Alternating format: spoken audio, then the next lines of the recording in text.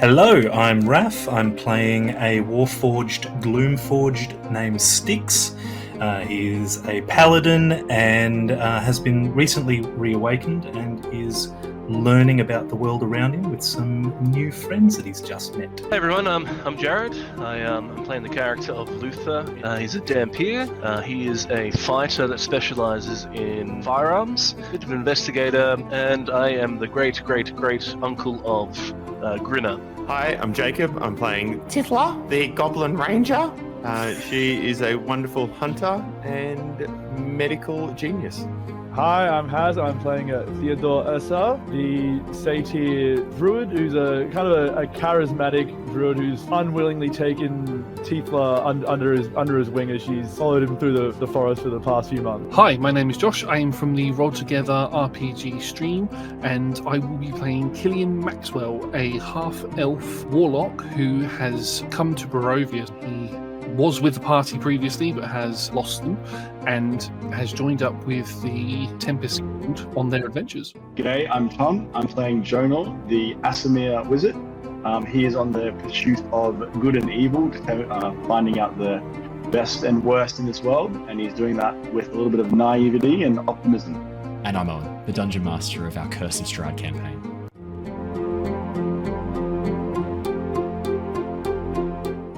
A warning, gentle viewer.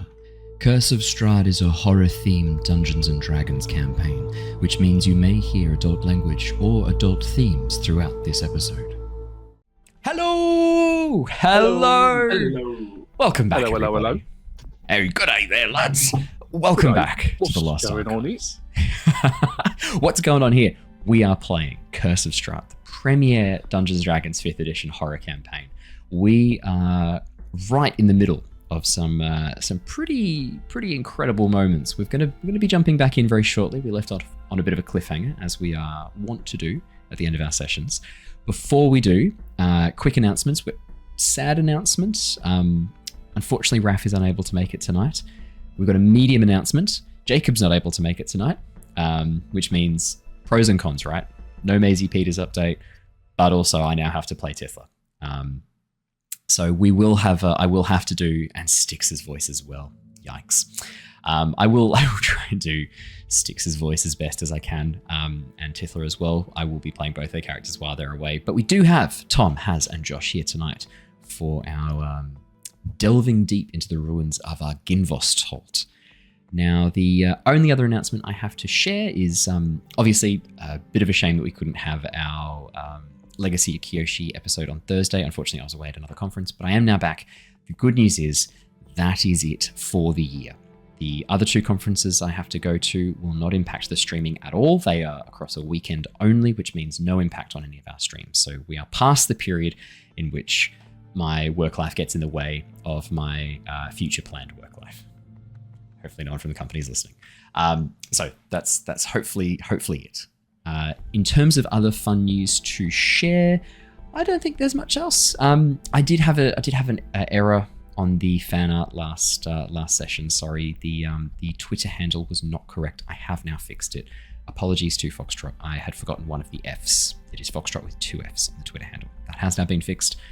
Sorry. I didn't see the F.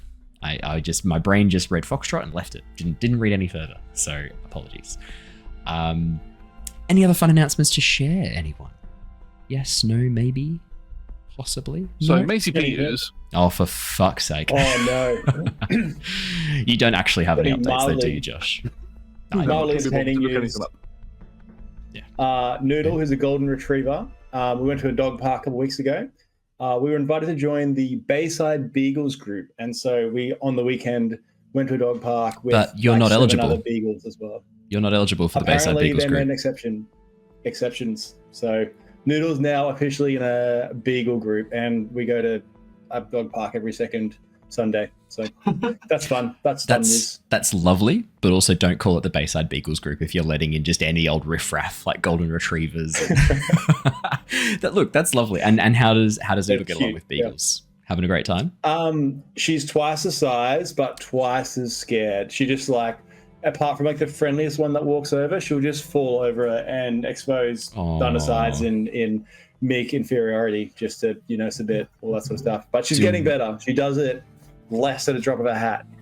Do we need to do another beach day with Noodle, Lucy, Lumi, and Roy? Because obviously Roy is a very polite boy, quite bouncy, whereas Lumi's quite small and will give Noodle a bit of space. And Lucy's just old, so it's just chill. Do we need to do another beach day? I'd get around it for sure. Done. Absolutely.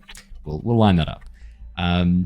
Cool. Well, I think that's all the fun announcements to share. Let's jump into the session. I'll do our recap to get us all back up to speed, and then we will begin. Our series has been following the adventures of the Tempest Adventuring Guild: Theo, Jonor, Tithla, Styx, and Killian. Having become trapped within the realm of Barovia while searching for some missing adventurers, the team are travelling west in hopes of an escape from these dark lands.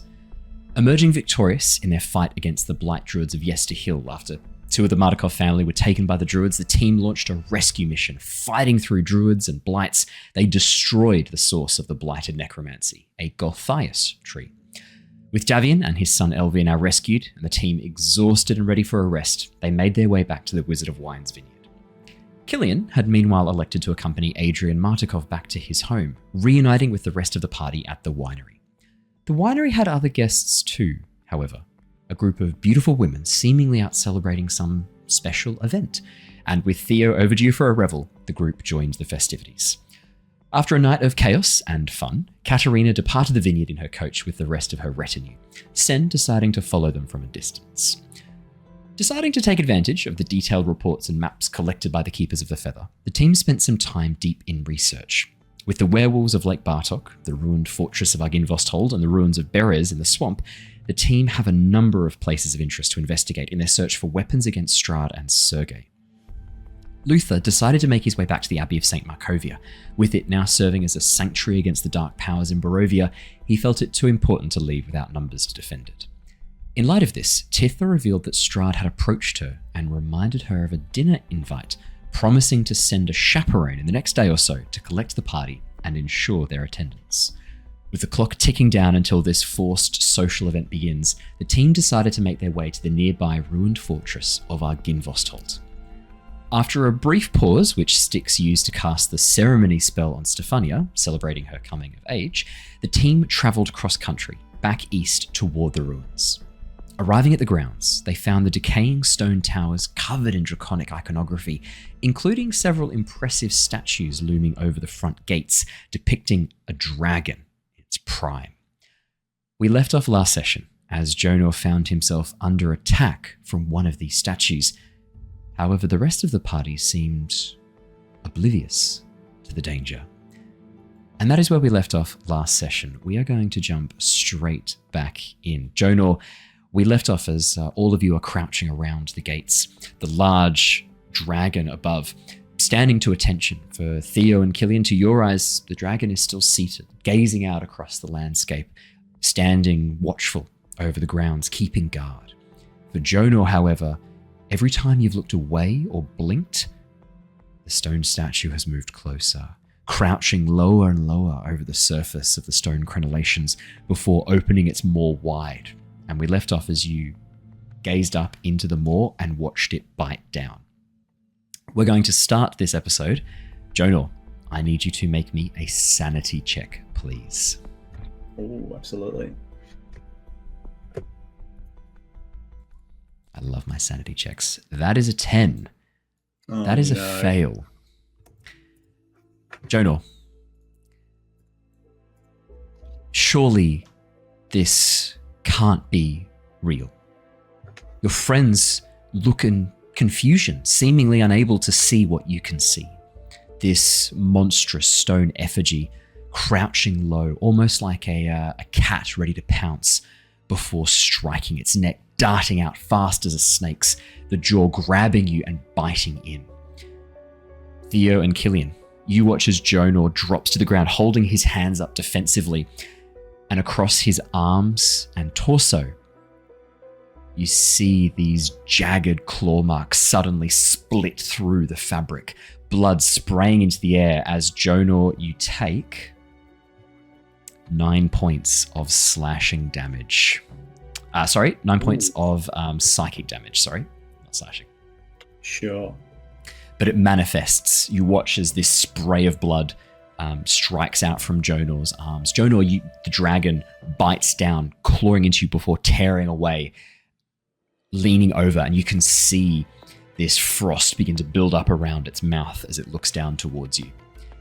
I'm going to throw us into initiative, just so that I can keep track of what we're doing. And the other thing I'm going to do as well is bring you across to a little representative map of where we are right now. There we go. Perfect. Everything's fine. Everything's fine. There's nothing to worry about. Killian, could you make me a No, I'm kidding. Alrighty. Let's jump into There's a Luther there. There is a Luther there. Let me remove that. That's hilarious. Delete. He's not and there. 2 of me, but that's totally fine. Oh, that's only because I've got your wild shape on standby. If I need it, I'll chuck it into the GM there. That's fine. All right, make sure you click on your tokens, and can I get you to please roll initiative?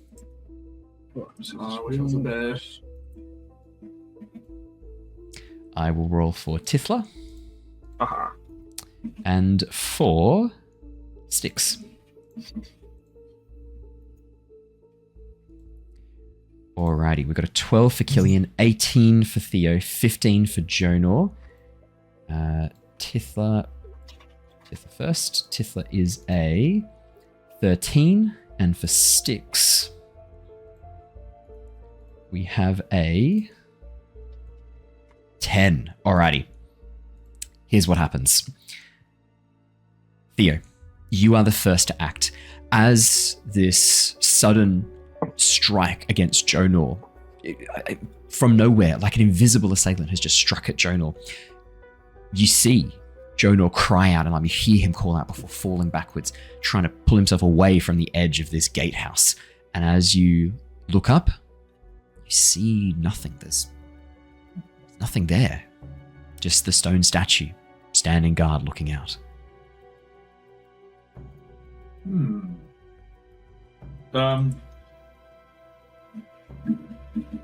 So I've just seen him get absolutely rent down the front of it after being weird about statues moving. Do you want to make me a perception or arcana check, Theo? Oh, do you wonder what that's going to be? Not just gonna. I'll look to Theo and go, "It wasn't me." Not this time. That's a natural 1. Theo, you're pretty confident that Jonor his magic, it's out of control. He just did this to himself.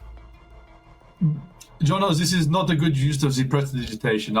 Seriously, chill out. This is no time for these antics. We are in a dangerous place. We've been warned. What do you mean I'm bleeding? He's torn my arms off this dragon. Fucking hell. I've seen you do illusions. It's stop being silly. It's the dragon statue. Ooh.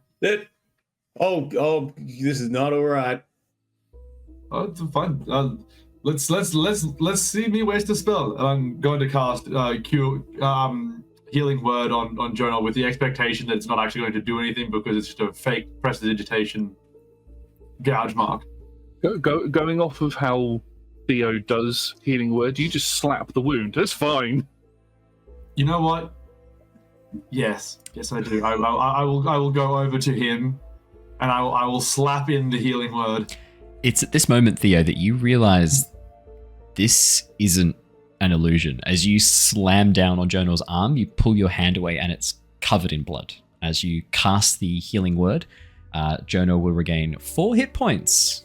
Yeah. Not bad. Yay. Not bad. Oh, this is quite the illusion. It's gonna bite you. What? Get down. What is? Nothing is going to bite me.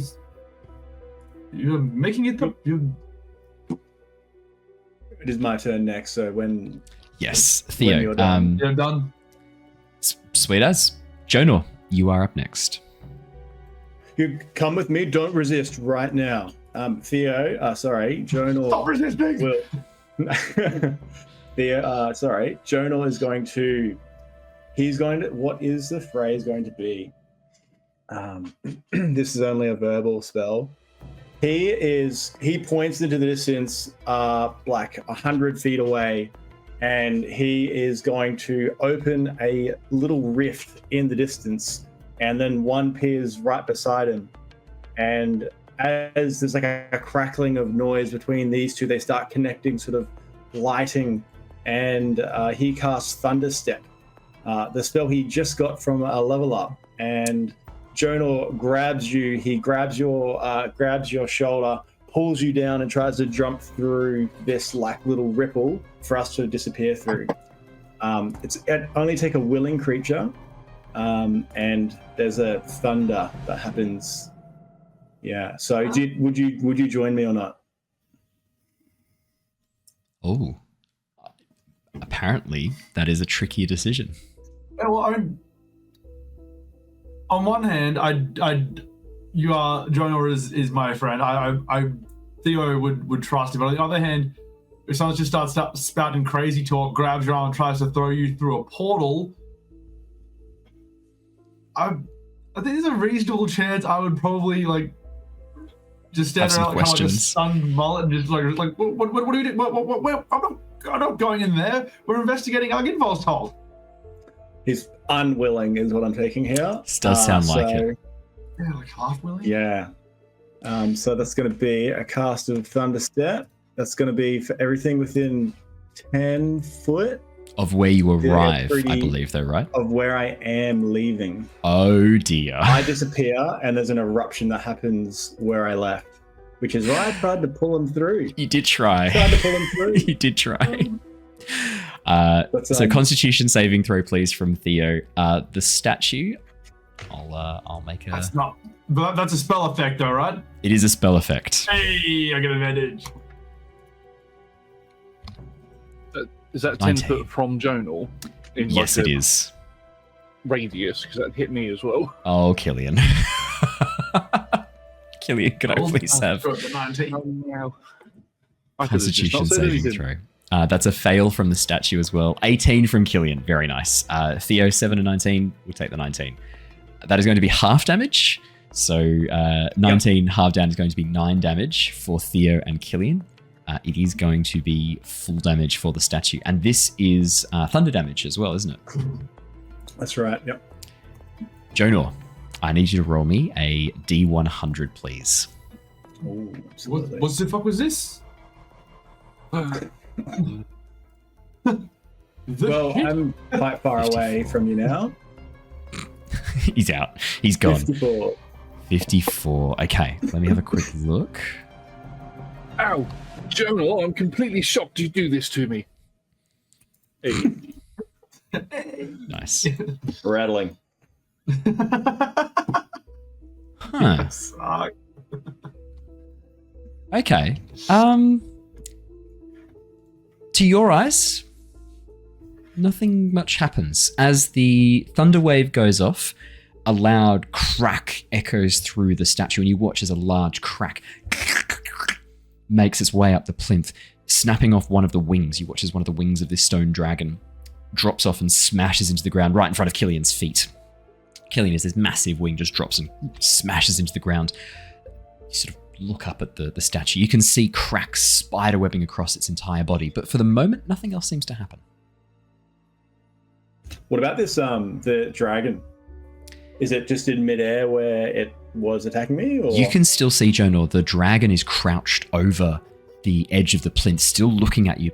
But as your thunder wave goes off, you watch as one of its wings shimmers for a moment like a heat wave and then vanishes.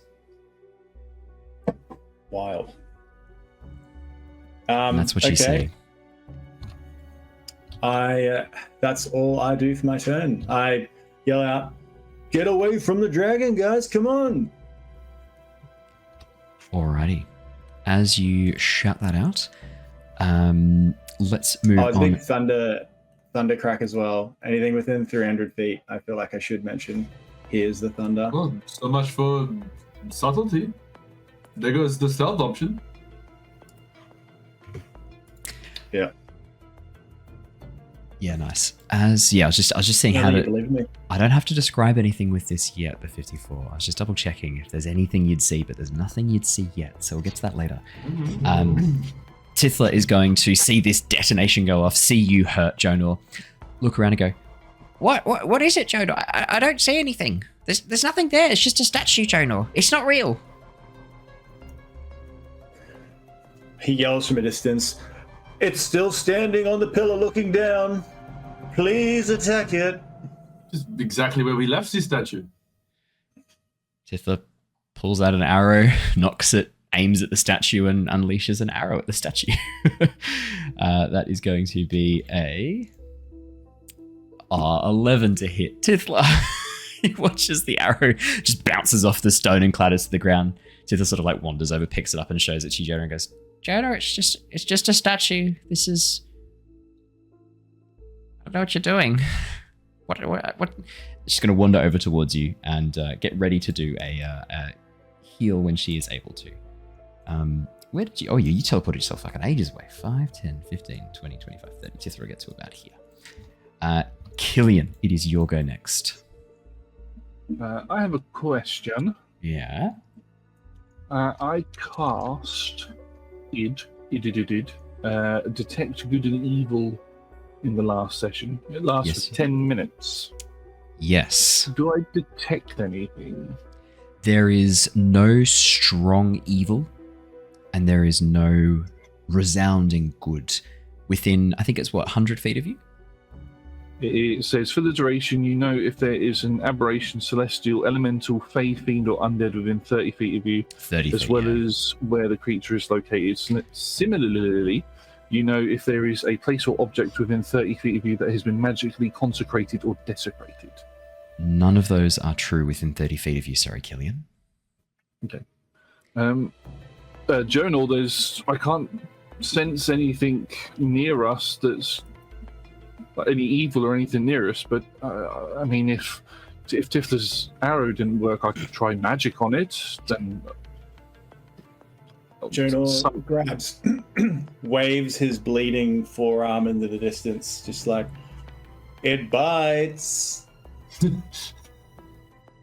I will make my way towards Jonor, like slowly walking my 30 feet. I think I'm at 30 feet. I might have more than 30 feet.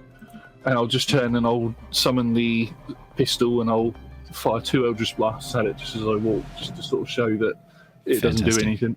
Yeah, fantastic. That will be a 24 to hit. 24 definitely hits. And a 14 to hit. 14. I like how you've labelled these the sun pistol. That's quite nice. Yeah. 14 does hit as well because you roll me 2 sets of damage for an Eldritch Blast, please. And this is force damage, which is very nice. That is 12 points and 9 points. Killian, you blast off one of the legs of the statue and a chip off the tail as the Eldritch Blasts go off. Jonor, you watch as the front right leg of this silver dragon statue, again, almost like a heat wave, like a mirage dissipating, it just vanishes, leaving behind just this broken, jagged stump. And then a section off the tail follows suit. See? Yep. But it's working. What are you... what about these other dragons? And well, it's Killian's turn. I'm not gonna... Other dragons? Killian, there's 2 other statues above the top of the building, but nothing don't seem to be doing anything. Just statues. Oh, I thought this one was the problem. But there's at least 2. Those statues don't seem to be moving, Jonor. It's just this one standing over the gate. Okay. That's worked pretty well. You know when in the cop shows and stuff, when the people put their hands up and the gun sort of swings down. Yes, that happens as it sort of fades out of existence. I'm like, Jonor, it's fine. There's nothing around, and then that's my turn. Brilliant. It would be Styx's go next in the order, but something else happens before that on initiative count 12 as well. Jonor, could I get you to please roll me a Arcana check? I want to see if you spot natural 20. Jonor. It's a total of 28 for those playing along at home. Right. Jonor. The dragon that you're looking at, it's an illusion. You're sure of it. It flickers away as the statue is being destroyed. You can see this thing starting to break. But how could it have hurt you? It's at this moment you start to see the faint threads of the weave. The statue, these little threads binding it to something by your side, strapped to your waist pouch. And these are faint, almost invisible lines of magic. You're barely able to trace them. Normally you'd need to have detect magic up to see this, but with your natural 20, you kind of sense these lines of magic binding. And as you look into your pouch, you see the spell book that you got from Vallaki. The magic is linking back to it. Is this my turn or not? Not your turn, just what you notice as this activates. I wanted to see what you see. Jonor, as you sort of see these threads, there's a pulse from the spellbook, and you watch as those threads of magic for a second brighten as power is pulsed along them. And as it does so, you watch as the dragon rears back. Now that you can see these threads, you can see that this illusion is genuinely being puppeted by these threads of magic coming out of the spellbook. You watch as it leans back, ice forming around its maw, and unleashes a frost breath. Killian, Tithla, and Jonor. Theo, you are in luck. You are below the dragon, and you are not caught in this. Killian, Tithla, and Jonor, could I get you to please make me dexterity saving throws? Oh dear. That's a 16 from Jonor. Oh no. That's a 4 from Killian. And I better do Tithlas. I was waiting for Jacob to roll Tithlas, and I just remembered that in that moment. Dexterity saving throw. That's an 11 for Tithla. That's not great either. So, Jonor, you actually pass, which means you're taking half damage. So it is going to be 22 points of damage, halved to 11. Killian and Tithla, you're not taking the full damage. You're not taking the 22. The magic isn't binding to you yet. You are going to take half damage. If you had passed, you would have taken a quarter. So Tithla and Killian both only take 11 points of cold damage from this. Killian and Tithla and Theo, to your eyes, you watch as suddenly this like shadowy flickering image of a dragon appears, almost superimposed partly inside the statue as it leans over, and this blast of ice and frost flies out of its mouth, burning across the ground, leaving ice crystals jutting up in its wake. But all of them are partially translucent. It still has this very illusionary kind of feel to it. And you watch as Jonor holds up his hand, the shield of magic coming up between him and the ice, blocking some of the damage. Killian and Tithla, with your backs to it, it just blasts into you, but it's not real enough for you yet to deal the full damage. That is the end of that effect. Styx is going to see this happen and go, I gotta do his voice properly. I don't think this is right. I've got it. And he's going to wander over and smash the statue with his sword. That is going to be and he's going to use his Sunblade too. Let's do a two-handed strike. It's going to be 23 to hit, which is going to be 8 points of radiant damage. As Styx smashes down, you watch as he carves off the other wing of this statue, and it slices through into the foot, carving it off as well, the back left foot. Jonor, again, you watch as this illusionary form shimmers and breaks apart as the threads are being cut, not just the statue. Styx then looks towards you, Jonor, and he holds up his hand, thumbs up, and goes, I got it. Oh, that's perfect. Thank you, Styx. You're going to help me. Okay. All right. Fucking hard voice to do. I think Styx gets 2 attacks. Yeah, he can. He's going to make his second attack. Let's go. All right. It's going to be a 20. That's going to be 4 points of additional radiant damage. You watch as Styx just carves off the tail, just slices it through. You watch as the statue tail drops to the ground, cluttering, crumbling into dust, as Styx looks down at the sword in his hand that he's summoned, made out of light, and then desummons it, nods towards you with his very creepy smile, and then pulls down on the little string in his hand. A little party popper goes off. Back at the top of the round, Theo, it is your turn next. Above you, you can see faintly now, flickering in and out, this illusionary dragon form, matching the form of the statue. Why did you not mention the dragon? Wouldn't the blood and my coat? My coat is damaged. Why would I make that up? You're such a prankster. Coming from the Feywilds, you're a frog for 6 years. Yes, and even I wouldn't make up getting attacked for a joke. That's not cool. Please do it. Kill it. Seeing it flying above there, then I will just kind of and not. What the hell does that do? What the hell does what do? I'm curious now. Oh, he's really focused. This must be good. This must be a very, very good effect to have has this focused. No, well, it's more I don't know if it'll actually do anything. It's always worth giving it a go. Well, I have Earthbind. Ooh. Could be interesting. It's flying, but it's also not really flying. It's kind of crouching over the edge of this plinth. It's not moving too far away from the statue. This illusionary duplicate. All right, Moonbeam it is. Amazing. Why not, hey? Yeah, so instead, being just there, kind of knowing its general area, not really fully understanding what is it, yeah, just Moonbeam straight down on its nog.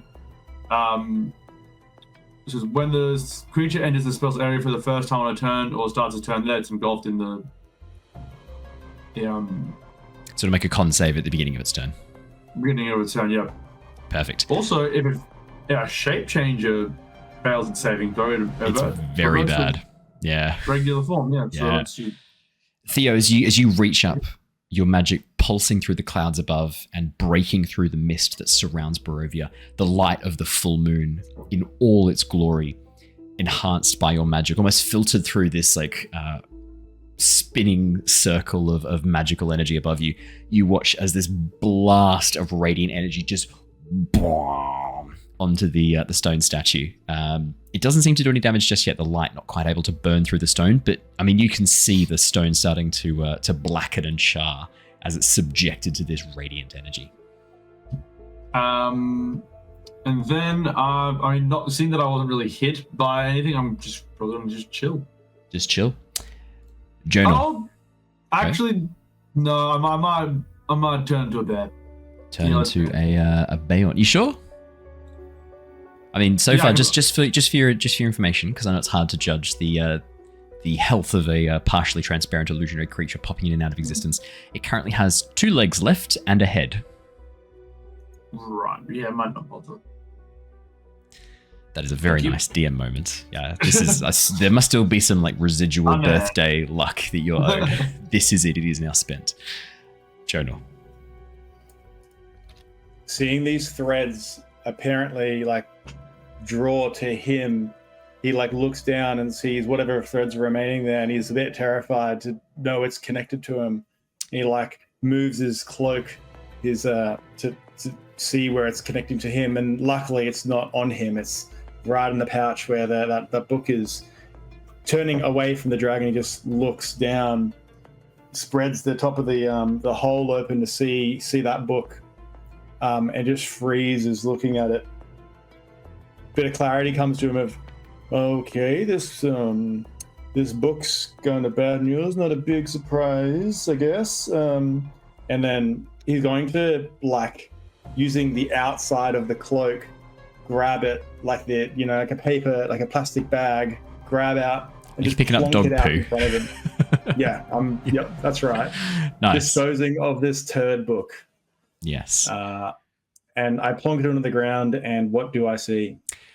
Jonor, as you pull out the book and throw it onto the ground, you can see the pages rustling, and you watch as the book opens itself up and begins spinning through the pages, flicking over one another as it moves towards a series of pages towards the back. As it gets towards those last couple of pages, which to your eyes were blank when you checked them before, you can see writing. This arcane runic language spiraling across the page, forming some sort of shape.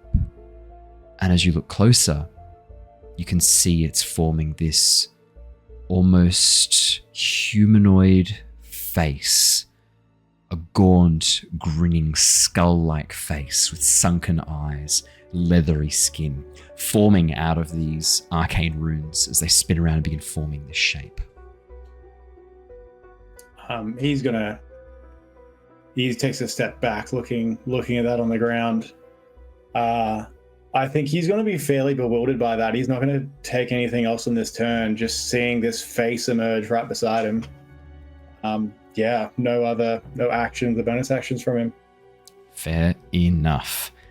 Tithla, now that she can see the... I'd also say to Tithla, I would say, there's a face here. There's a face in the book. Tithla, can you see that? Yeah. You really want to direct her back to the book? She looks down at the book. Goes, I told you that book was bad news, Jonor. Why didn't you listen to me? We've been saying from the beginning it's bad news. Oh, I'm starting to believe you now. It's all right. I got it. I'll clean it up. And she's going to take a shot at the book with her bow. I think that's what Tithla would do. That's exactly what Jacob would do, is shoot the book with his bow.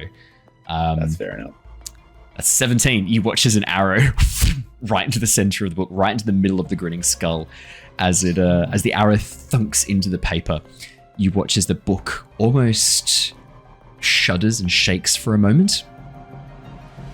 And then you watch as light begins to pour out through that hole that the arrow has created, this sickly, almost pale yellow-green light beginning to glow from inside the book.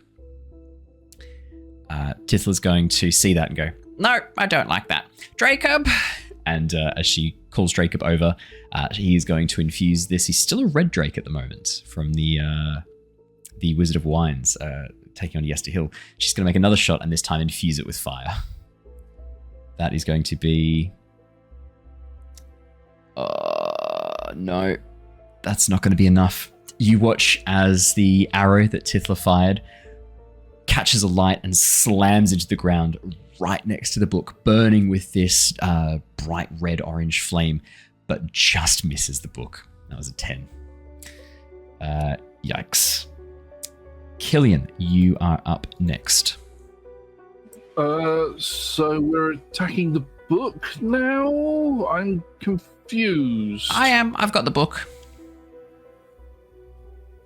I'll give you a hand, Tithla. 1 second, and can I use that flame? And I'm gonna stretch my hand out, and some of the flame from the arrow sort of begins like pulling towards me, and I'll draw a circle shape with my hand, and as the flame comes off of the arrow, it changes to like a yellowish purple color, and it forms a small fire around the book with some arcane symbols underneath, or divine symbols underneath, and then sort of ignites upwards as I cast Sacred Flame on it. Nice, which is radiant. Throw, please. The book fails. It is a book. No dex save required. Yes, please. And it's radiant damage, isn't it? It is radiant damage. It is radiant damage. I don't know why there's a +4 to it. I'm not high enough level to get that, but it's 8 points of damage, not 12. That's okay. 8 points of damage and radiant damage. You watch as this almost... these flames that you've summoned back into your hand and burst alight with this golden holy energy as you just toss it back, Killian. You watch as the pages of the book begin to burn, not with fire, but almost disintegrate, turning into ash underneath this radiant light. And as it does, you hear a scream echo out from the book. This horrific, almost like ghostly scream. Jonor, how long ago did you last cast a spell from this spell book? Let me have a quick look. The only one from that was the adjusted light cantrip. Yeah. That'll be the day after that I found it. You haven't cast any of the main spells from it. You've been a really good boy with this. Jonor, could I get you please make me a wisdom saving throw? The DC has been set accordingly based on how many spells you've used out of this book. 12. Jonor, that is a pass. Because you've only cast one cantrip from it. You've only cast a cantrip from it. That's not enough. So 12 is definitely going to get you over that line for the DC. Jonor, for a moment, you feel the energy from this book begin to try and latch onto you, trying to almost parasite-like latch onto your magic, tracing back that line that you have created when you cast the light cantrip out of it. But there's not enough, and your will is too strong. As you feel the book reach out, this magic trying to grasp at you, you just brush the influence away like you would brush off a fly, and the magic breaks and falls apart, unable to latch onto you. Anything else on your relief roll across his face? Anything else on your turn, Killian? I was just looking through why I have the +4, and it's because I've got Radiant Soul as a Warlock. I do deal. You do deal the full 12. Charisma bonus. I do deal the full 12. Yeah. I will mark off a bit more damage then. Jonor, it feels more desperate as it reaches out than I described then. You watch as the pages begin to burn apart and break. You can see the arrow that Tithla had fired as it's burned up by this radiant light. You can see the book had just begun to heal that damage done to it via Tithla's arrow, but not the radiant damage that is burning away and breaking this thing apart. I will then look to Tithla and Tithla, you look injured. Let me give you a little bit of healing, and my hands glow with a little bit of healing light as I use my healing light Warlock feature, which gives me 7d6 of healing that I can use as I want to a max of a d6. So I'm going to put 2 d6s into. Can you apply that healing as a bonus action? Yes, as a bonus action. Yep. Amazing. It's fantastic. Heal a creature within 60 feet. So I'm going to do Divine Soul Warlock. It's a really good subclass. Really good Warlock patron. 7 points of healing. 7 points. Tithla's wounds are basically healed. It's only a tiny bit of residual damage. Very, very nice. Alrighty. Theo, would you like to roll some radiant damage for me as we get onto the statue as it is underneath the moonbeam? I would like to do that. I thought you might.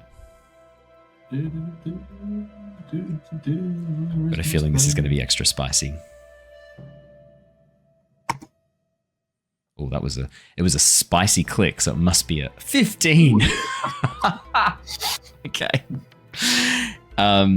Theo, how do you want to do this? Do you just want the statue to just basically be obliterated as this blast of radiant energy descends from the sky as it comes down?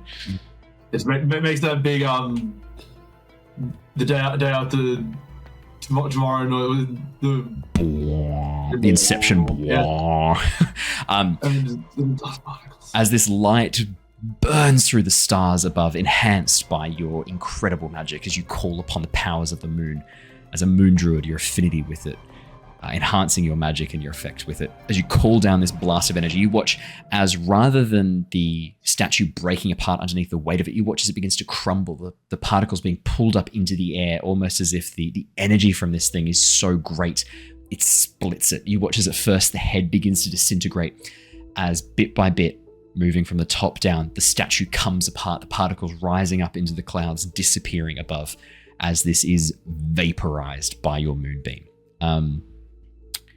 As the statue is vaporized, I'm going to keep us in initiative for the time being. Only because I need to know what's happening with that book. But Theo, as you unleash the moonbeam, as the magic is unleashed, the statue is dismantled. There is nothing left. That moves straight on to Styx's go because that effect is no longer active as you vaporize it with the moonbeam. Styx sort of takes a look at the statue, or the hole where the statue was, sort of like nods and goes,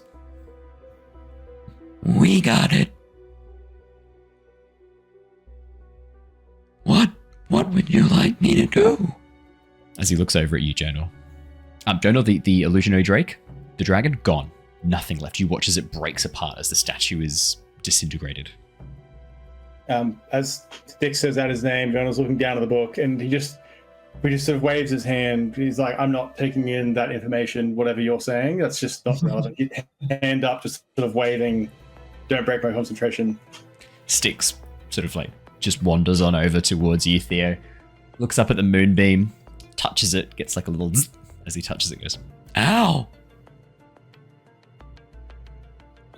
Maybe... Can you do anything with rage? Or are you all just sword? Can you shoot your sword? What is rage?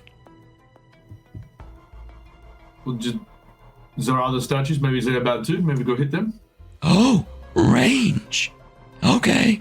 Styx throws his sword. As he reaches out and throws the blade. He watches it, flies up, cracks into one of the statues. Actually, we should roll for it. That's a natural 1. You watch as Styx goes to throw his sword. The sword just flies and just vanishes as it keeps sailing away. Styx looks and goes, I'm going to need that back. And then starts jogging after it.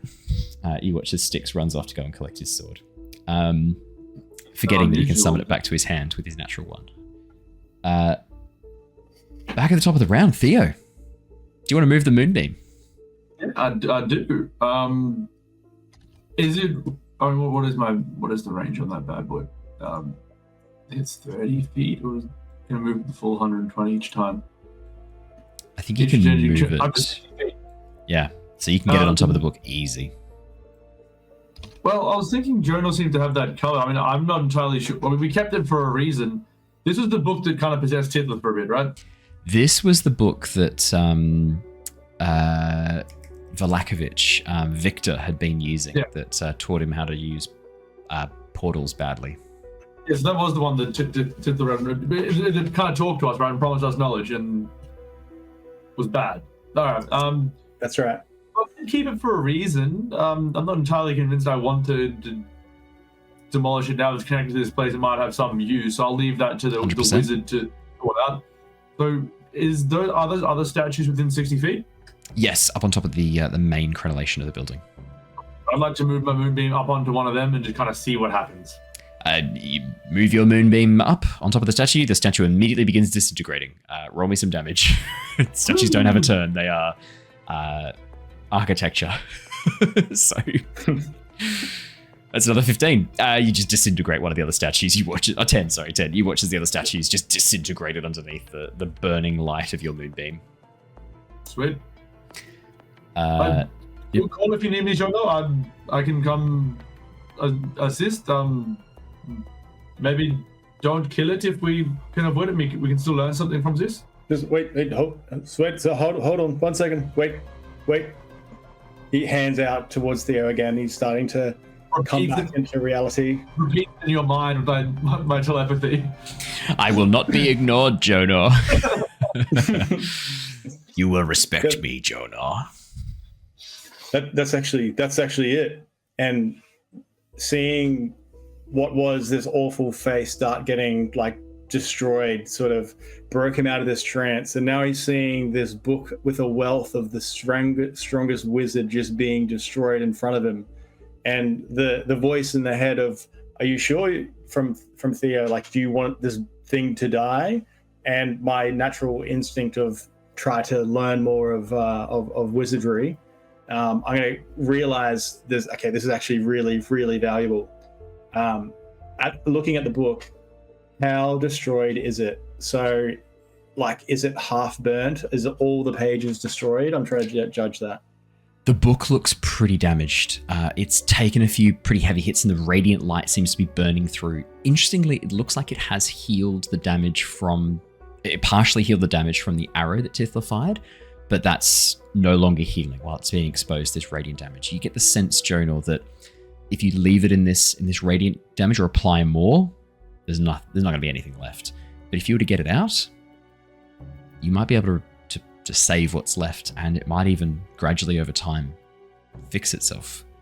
You did get a natural 20 before, so yeah, you get a pretty good sense of how this thing works. Okay. This spookiness to it, the evil possessive side to it, is it still there? Do I have an intuition on that? Oh yeah. It's part of the book, Jonor. You can't separate it out. The spells that are there, this isn't a magic book. This is a culmination of a wizard's dark descent into the depths of the most horrible forms of magic that could be unlocked. And you know from your initial investigations that this book shows you what you're ready for. Who knows what other things are hidden away, what dark knowledge sleeps within the pages of this tome. Jonor says under his breath, I can fucking do this. And he walks up to it. And he gets down, he drops to both knees with the book right in front of him. And he centers himself right in front, ready to grab the book. And he tries to see a way where he does not fight this mind consuming force he felt once before that almost took over him. He sees how I'm going to apply the remove curse while not being possessed by this force within it. And while it's on fire with radiant energy. Yeah. So that's what he does. He does remove curse, spending one of his portent rolls to succeed on the save about to come. Alrighty. So, what number are you using on the portent? I think you've got from memory. 18. 18. Jonor, as you kneel down in front of this book, the radiant light still casting this almost like second shadow off the pages as they burn in the face of this golden light. You summon the energy, reaching out through your hands, pressing down into the pages of the book, this cleansing light from deep within your Aasimar connection to the heavens, attempting to burn away whatever malevolent force hides within this tome. Time seems to slow around you, Jonor.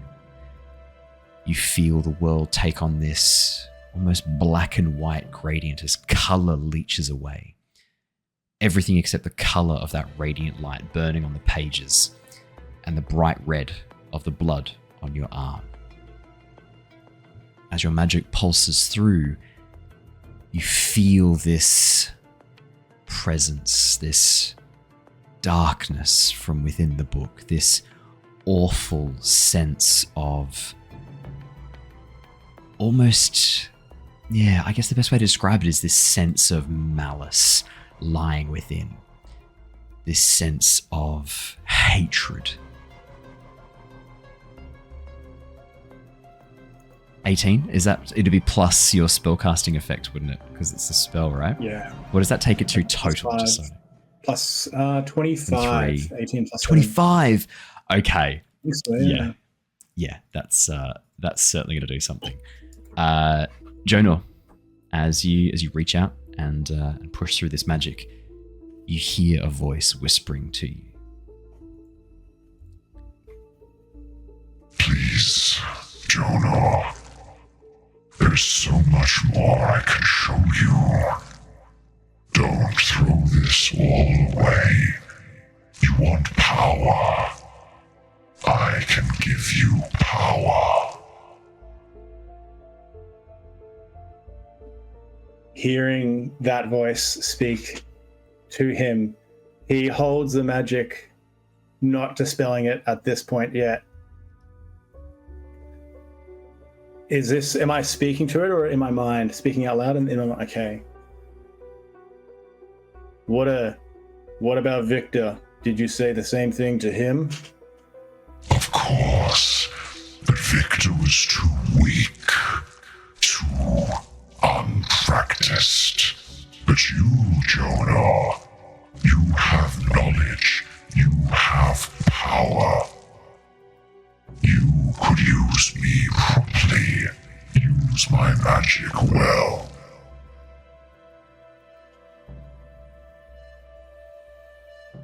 The one thing is, if you're not stronger than your brother, then do you really have that much power? So, you know who I belong to. It's not going to help you. I am just an aspect of Sergei's power. He grew beyond my form long ago. I am what he left behind. Do you really think you can take him on? Take me on? I'd like to roll an insight.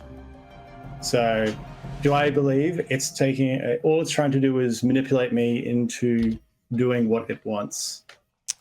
Maybe an insight check. That's a 20 unnatural. Jonor, of course, it's trying to manipulate you. It's telling you what you want to hear. Knowledge, power. Of course, that's what you want. And it's saying it can give it to you. But then you think back to what happened to Victor. You wonder if maybe just this once, the price might not really be worth the reward. If I've managed to see through you, I'll just keep on ascending. And the next time he tries to speak back, I'm going to continue with the dispel magic and to, that's it. You've already used my power once, Jonor. I'm already in your mind. See you real soon. And with that, the Dispel Curse activates. You watch as the book crumbles into dust in front of you, leaving behind this old, battered notebook filled with a mixture of pages, some showing part journal, part magic research, a few spells dotted here and there, but nothing like the book you saw before, nothing like the collection of spells that could appear and disappear, change and warp. This looks like a wizard's notebook from a very, very long time ago. And with that, I'm going to take us all out of initiative. Jonor, the world comes back into colour and focus around you. The sound returns, and you're left holding this very old, very battered notebook. I look over towards Tithla. She probably would be approaching, the voice saying it's already possessed me to some degree. Only you hear that, Jonor. Only you heard the back and forth with your that voice. I have a look of guilt and concern, and I look directly at Tithla. Tithla. You know when you do like a witness check or something? When you realize you've done something wrong, you look around. I look directly at Tithla because she's looking for someone who's betrayed, and my face lights up with a little bit of concern. I look over at her, and then come back to look back at the book. What? Am I okay? What's happened? She looks down at herself. No, your arrow did a really good job. This is put out the fire. We're gonna put out this fire. Save the books. The evil is gone. I use prestidigitation. I pat out the book fire, and just extra hands come in to pat out the flames. Yeah. So the book is extinguished. Theo, Killian, you look as Jonor stands up holding this old battered notebook. It looks nothing like the spell book that you saw before.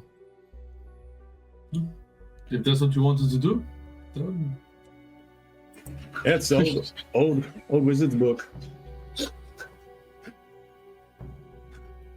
I could just picture Theo going, if that's what you want to do, and then you just see statues evaporating in the distance. Yeah, that's what I said. I'm still moving the movie around and knocking statue out. Like, they all die now.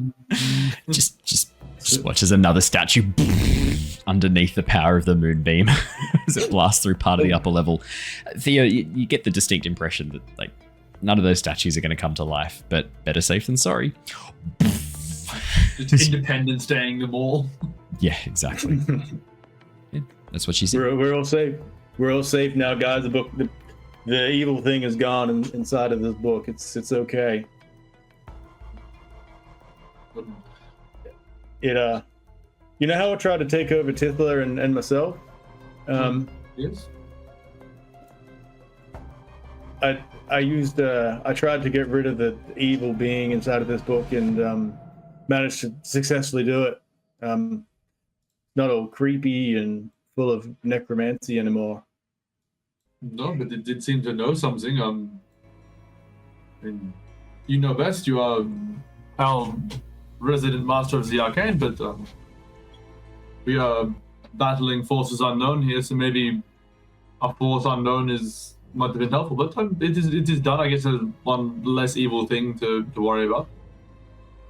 We've still got this is an old wizard book, and I go to look through if there's still spells from its prior to corruption. Jonor, there are, in fact, the spells that we previously listed are still in there. Lovely. You never advanced to the darker spells that were hiding inside this book. So the spells that you saw are the spells that you've got already. Cool. There's a little bit to work with here, Theo. Not as severe as the evil stuff, but we'll get something from it. Oh, that's good. Well, I think after your shocking exit before, I think everything's heard us around here. So shall we just head on into the Argynvostholt? Yeah. I mean, we've made ourselves known. Very known, yes. Anything that may be in there, so... I mean, Tithla could cast the leaves or something that sort of covered us up to make us a bit more stealthy. It's called Pass Without Trace. Right now. It's only good in forests. I think it might be a bit past that. Perhaps the giant beam of light dragons might have drawn attention to us. Just saying. No, that's just an alien spaceship burning off evil. Well, as long as we're not adopted, then it's okay. Did you say Sen was going to meet us here, Theo? That was the plan, but I haven't seen her. Remembering that she probably should have been here roughly a bit ago, or said she shouldn't meet us on the road even. Can I give her a little whistle and pull Stefania down to see if she can do a little scouting? Yeah, as you whistle up towards the sky, you watch as the raven flying around drops down, and as she lands into the courtyard on the statue, she sort of preens her feathers, trying to pretend she's a raven. You then talk in your mind. What do you say? Look, I know you were keeping an eye out for her on the way in, but could you please go for a fly out to the road where Sen would be coming from and see if you can see any sign of her? If you do, let her know that we are heading into Argynvostholt and to meet us inside. The raven squawks loudly once and then takes off immediately, flapping high back into the sky as if startled by the sound of something behind.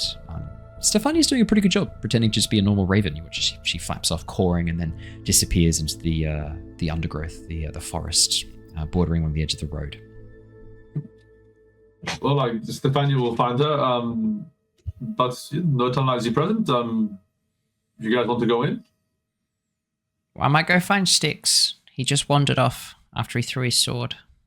Well, I'll be right back. I'll just follow you back in. Okay. We'll have a little bit of look around. Yeah, we'll be right behind you. We'll just find Styx. That's fine. I mean, if it's just more of these dragons, they were not exactly hard to kill. I think they're just statues, Theo. Easy for you to say. Wasn't it the book? Wasn't the book causing all that? Why did we kill the book? Yeah, you're right. I'm still trying to adjust back. It's spooky getting bitten. Yeah, it's fair enough. I'll go find Styx, and we'll catch you inside in a minute. And then I'll probably cut the moonbeam off. As the last statue turns to dust, leaving behind no dragon effigies on Argynvostholt. There is no sign that there were ever any dragon statues here now. Cool. And then grab my homies and let's trottle on in. Sounds good. Should we go through that broken tower or the front door? I mean, we've announced ourselves now. We might as well go through the front door, I say, as I summon my shield. Perfect. Alrighty. As you make your way up into the main foyer, climbing up the front steps, you find yourselves getting up to the two double doors, one of which is sort of hanging from a broken hinge, leaving behind this open, dark portal into the ruins beyond, the manor beyond. You can see that the flagstone steps that are flanked by these stone railings actually are in pretty good condition compared to the rest of the outer section of the manor house. The doors, despite being one of them being hanging off its hinge, you can see they're really well made. These thick oak wooden doors with very thick iron bands, now rusted, binding together these massive planks of wood. And the knockers on each of the doors are shaped like small dragons, the tail curling around and wrapping around the edge to form the knocker that can move. And that word in Draconic, Argynvostholt, carved above the entrance. As you make your way up and push your way into the foyer area, the room inside is quiet and dark. You see a grand staircase leading up to stone balconies on either side, held aloft by stone pillars and arches.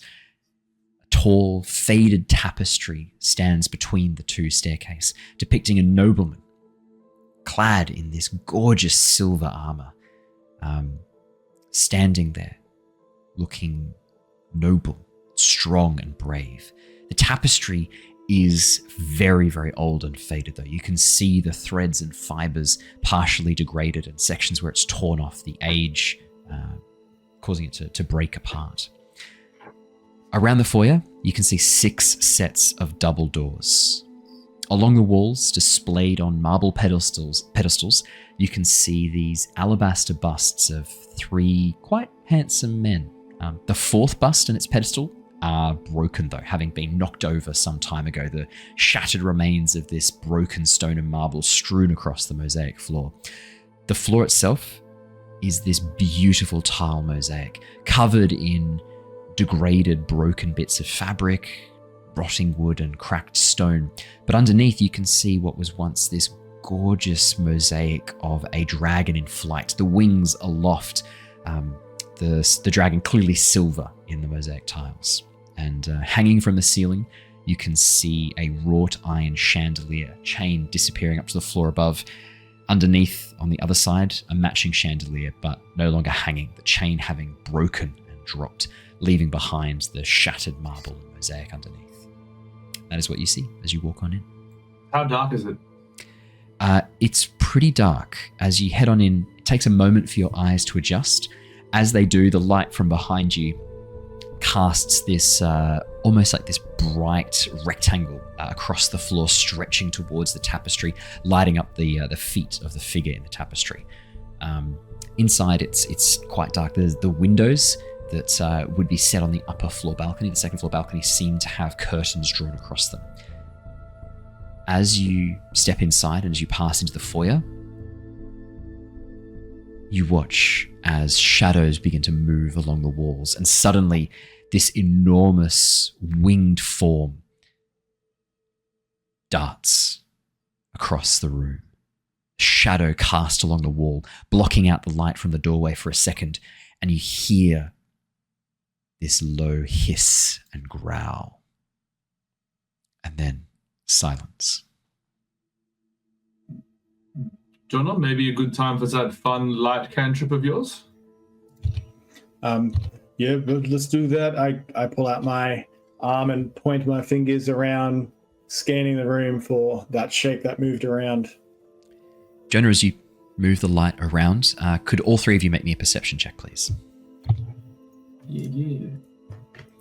Could I also, instead of a perception check, could I use my eyes to the grave, please? To, yes, you can. See if I can detect undead within 60 feet, but isn't totally behind cover. Killian, good news. There are no undead within 60 feet of you as you look around with your eyes at the gravekeeper. I kind of imagine the way that you do this is almost like creating this like third eye in your forehead, and as you close your eyes and look through it, this like magic eye kind of appears between your fingers as you look through that. I don't know, it just suddenly occurred to me, I was like, that'd be sick. I think that's probably the way he does it now, because before it used to be that his eyes would just fill up with blood, but now that he doesn't use blood magic, I reckon, he probably does that. Yeah, creates almost like you could almost do it with like if you did your fingers like this, you could almost make like a crown at the same time, like locking over and using the eye. That'd be pretty cool. But yeah, as you that create really this, really awkward at that one hand. that winery at the wine tasting though, where I'm going like this. Yes, no, perfectly fine. Killian, what does your third eye see? I will check. As you look around at the guests. Jonor 8, Theo 21. Jonor, no sign of anything. The shadows moving across the walls as you move your light around make it too hard to see anything standing out against the darkness. Theo, there's no sign of anything moving as you look across the dusty floor, looking around the walls. There's no scratch marks where something that large would have moved. There was no disturbance of wind, and you heard the sound of wings, these leathery wings shaking. There's no footprints or claw marks in the dust. With a 21, Theo, you're pretty confident this was some sort of magical effect. You don't think there's anything living that did that. If anything, as you look around, you can see that it occurred once you stepped into the room onto that mosaic on the floor. Well, I don't think there's. I think it's more of a spooky trap to scare us rather than actually here. Nothing's moved or changed. It doesn't have a physical form if it exists. I think we should be safe to move forward here. It went to the upper floor, correct? It was moving around the walls in a full 360 around this entire landing. But yeah, it did start and finish on the upper story. It looked up a story at least, so maybe we head up the stairs here and try to see what caused it. It's With good 21, picking up on these things. The 21, Theo, you also hear the sound of this strange, almost soft chittering noise coming from the south. Coming from the two doors towards the south. There is a sound coming from the south. I'm actually probably going to just pop into the old Bjornling form, just for the additional senses that I get, actually. Yeah, fair enough. Let me bring your Bjornling form across. And while you do that, I'm just going to mage hand pull the curtains open on the second level. Brilliant. Jonor, as you reach up with your mage hand, pulling the curtains back, the light that streams into this this open hallway, this grand staircase, reveals the state of decay that this room is in. It has been really aged. Time has ravaged this place, leaving behind a dusty, broken ruin. Now that I'm in Bjornling form, if I have a little sniff around, do I smell any creature that went past? And with my keen hearing, does anything else resolve from that chittering sound?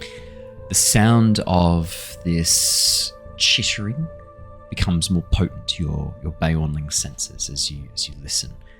And as you smell the air, the musky smell of damp and decay, and something else, Theo. It takes you a moment to put your claw on, but it's almost the smell of chitin. This insect-like smell. I just caught that sneeze in time. You are very welcome. I do dad sneezes now. That would have absolutely fucked up anyone with headphones on.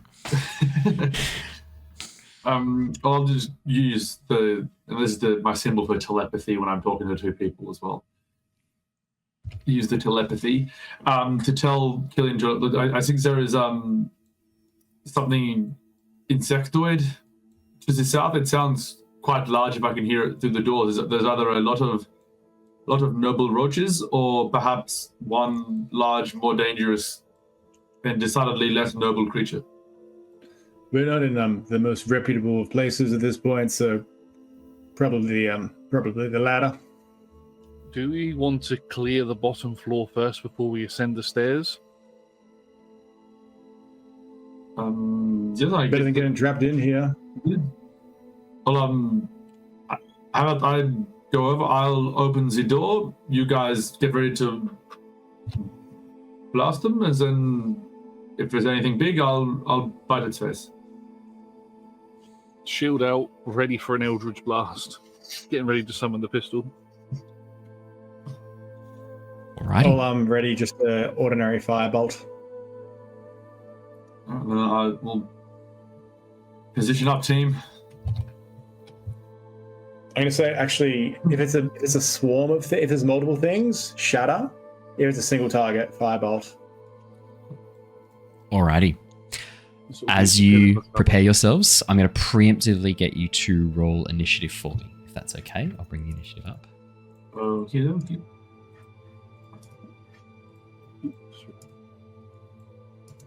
If that's okay. Oh, he doesn't sound happy. If I roll, that will just replace what I've already got on there. Yes, exactly right. I wish I'd said that I'd already rolled. That's okay. That's a 10. Not so crash hot. And let me just... It's because I've taken levels in cleric. It's just completely ruined my initiative now. Oh, is that what's happened? Because clerics always go last. That's true. It's an important role, going last, to make sure that people get healed and don't die. Can't be. I can position myself to stab them in the back if I need to. That's the noble way that a cleric deals with problems during combat, is to stab them in the back, isn't it? Alrighty. I thought I'd say that before Haz did. Before Haz did. Alrighty. Why is your camera being annoying? Josh, there we go. Fixed it. Alrighty. Here's what you see. As Theo, as you push open the door, for a moment you see an open room covered in debris. Part of the roof has actually collapsed along with one of the walls as well. I'll quickly bring the light in so that you can see. I'll move that door open. As you gaze into the room, you can see this opens out onto one of the towers that had collapsed. The most noticeable feature of this room, though, is the huge amount of spider webs strewn between the walls, the ceiling, and the floor. Thick strands of white webbing cover almost every surface. And as you step into the room, the webs are very much occupied. As you look up, you can see 7, 8 forms of these enormous arachnids moving around the dark webbing, seemingly at rest, strewn about, caught in the webbing. You can see the bound and mummified corpses of animals, deer, foxes, as well as 2 people wrapped up in the thick, gooey webbing, hanging from these strands. I believe you were going to unleash your surprise rounds. Jonor, I will show you where all the spiders are. That should be pretty good there, right? And Jonor, so Phil, multiple targets, you want to cast Shatter, correct? Yeah. Brilliant. And Killian, what would you like to do? I was casting an Eldritch Blast, so I'll target 2 different ones. Brilliant. Alrighty. Jonor, would you like to do your Shatter spell first?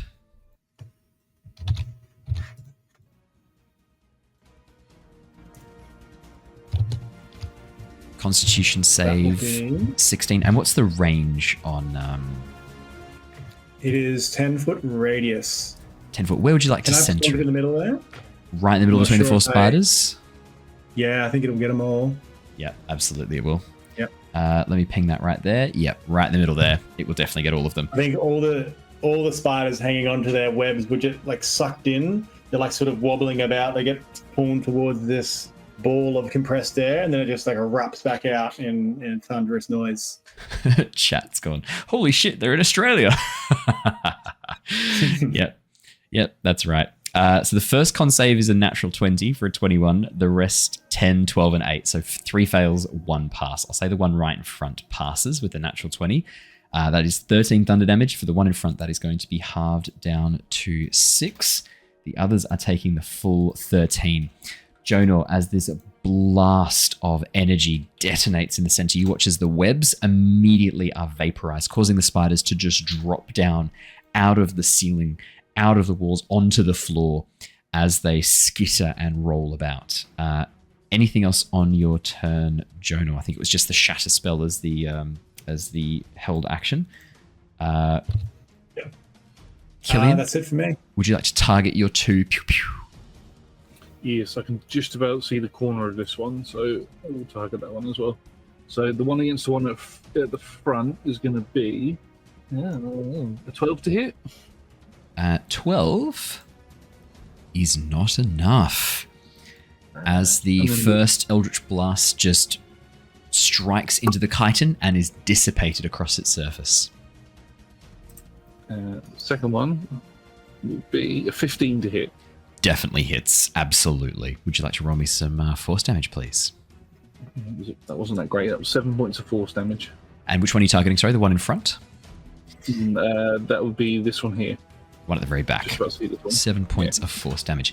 As your blast of Eldritch Energy shoots through, it cuts through 2 of the legs, causing them to just split and break off. This purple viscera, like this dark viscera pouring out of the leg as this goo collects on the floor, the spider chittering angrily as it turns towards you. You watch as 8 sets of 8 eyes, what's that, 64 eyes, turn towards you. 64, these dark black orbs stare at you through the darkness.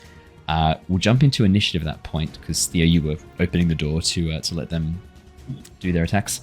Unfortunately, the spiders are going to be going first. The spider that's in the very front is going to do a web attack, as are the 2 behind it. So let's get those 3 webs first. 11 doesn't hit Theo in Beornling form, does it? Does not. 13 doesn't hit Jonor with your mage armor up. I don't think it does with your mage armor. Does not and hit. 10 doesn't hit Killian. The next 3 spiders are also going to do a web. 1, 2, 3. 7 doesn't hit Theo in Beornling form. 19, I bet, hits Jonor, though. Oh, it sure does. And 23 definitely hits Killian. Here we go, boys. As the webs shoot out from the thorax, striking forwards and slamming into you, Jonor and Killian, both of you are restrained. As soon as the webbing wraps around you, you watch as 2 of the spiders, the ones towards the very, very back, begin to almost like stream forwards towards the door. However, they can't get to you because Theo is in the way, which means they're going to have to attack Theo first. 5, 10, 15. Big old Hodor situation. Big old Hodor. Yeah, Theo's going to Hodor this. As the spider rushes forwards. I don't think they can get to you. No, they can't. Not in 30 feet, because each of those big squares is 10 feet. So 5, 10, 15, that's going to have to be a dash. 5, 10, 15, 20, 30.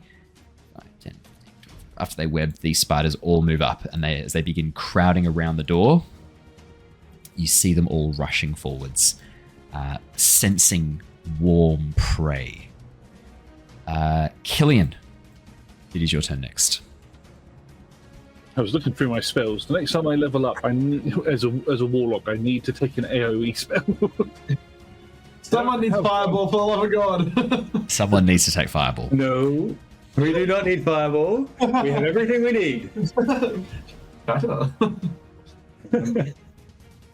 Now, my question for you, a glorious DM who has provided us with this horrific but awesome encounter.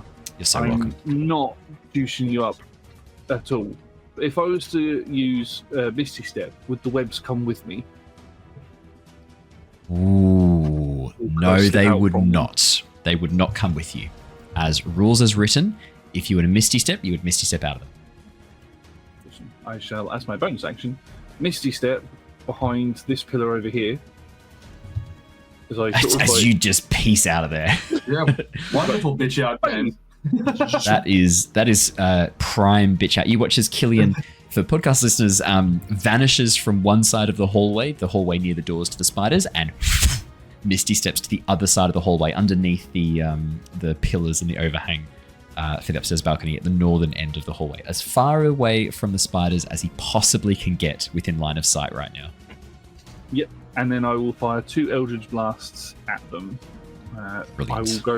I'll go 2 at the front one. Fantastic. Trying not to hit. I do love that your reaction to lots of spiders is just nope. I've been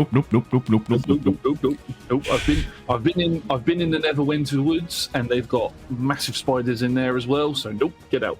Absolutely nope. That was almost a natural 20, but it's a 16 to hit. 16 definitely hits. Roll your second attack and roll some damage. Natural 1. I'll take the damage for the first, but the natural 1 doesn't hit as the blast goes forwards. 6 damage. As the natural 1 goes off, it smashes into the doorway. Killian, at this point, the doors were still fairly functional. Your natural 1 smashes into the doorway, causing the doors to crumple and break forwards, leaving a nice permanent opening for the spiders to now come out through those double doors. Roll! And 6 points of damage. Brilliant. Anything else in your turn, Killian? No. Has pieced out. The spiders are too much. You watch as Has just vanishes, running away. I think I will... Is this a door behind me here? It is a door behind you, Killian. As you look up towards the north, you can see a lovely door behind you.